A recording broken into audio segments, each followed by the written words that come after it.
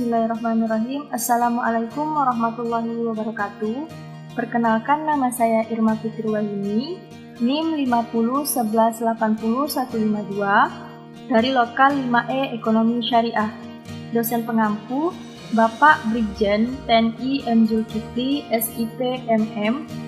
Baiklah, di sini saya akan menjawab pertanyaan ujian akhir semester mata kuliah Manajemen Strategi.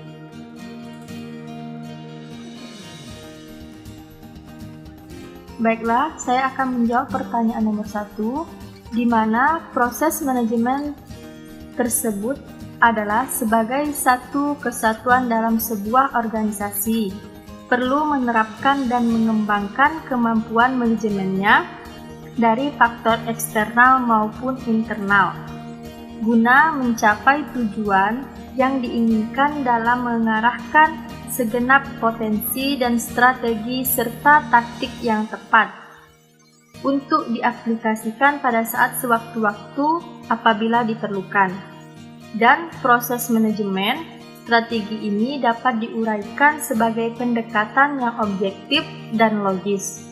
Kemudian proses ini berusaha untuk mengorganisasikan informasi kualitatif maupun kuantitatif dengan cara yang memungkinkan keputusan efektif diambil dalam kondisi yang tidak menentu.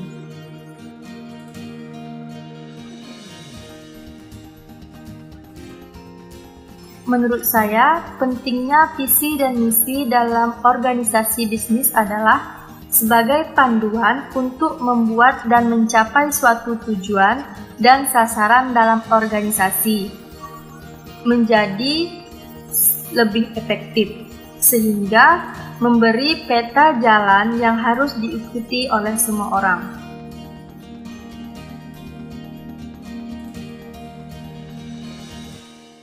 KPS atau yang dikenal dengan Key Success Factor, yaitu faktor-faktor kunci yang bisa membuat bisnis, karir, profesi mencapai keberhasilan.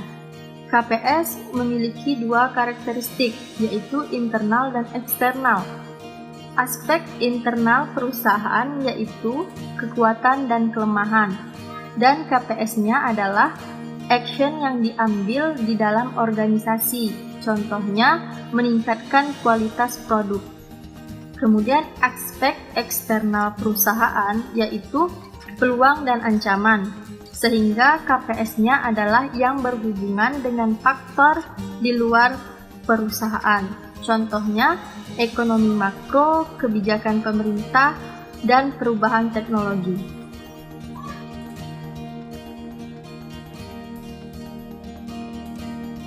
Analisis kekuatan adalah poin internal dan positif dari perusahaan Anda. Ini adalah hal-hal yang berada dalam kendali Anda. Contohnya, perusahaan dapat merespon dengan cepat setiap permintaan pelanggan, tanpa harus melalui birokrasi yang panjang. Kedua, perusahaan sangat fleksibel dalam menangani setiap kasus dan permintaan. Ketiga, perusahaan sangat memperhatikan setiap permintaan dan kebutuhan pelanggan. Kemudian, analisis kelemahan adalah faktor negatif yang mengurangi kekuatan Anda. Ini adalah hal-hal yang mungkin Anda perlu tingkatkan agar menjadi lebih kompetitif. Contohnya, permodalan yang masih terbatas dan lokasi kurang strategi. Tujuan analisis adalah untuk menemukan aspek-aspek penting dari kekuatan, kelemahan, peluang, dan ancaman di dalam suatu perusahaan. Analisis ini adalah analisis yang ditujukan untuk menggambarkan situasi yang sedang dihadapi atau mungkin akan dihadapi oleh organisasi.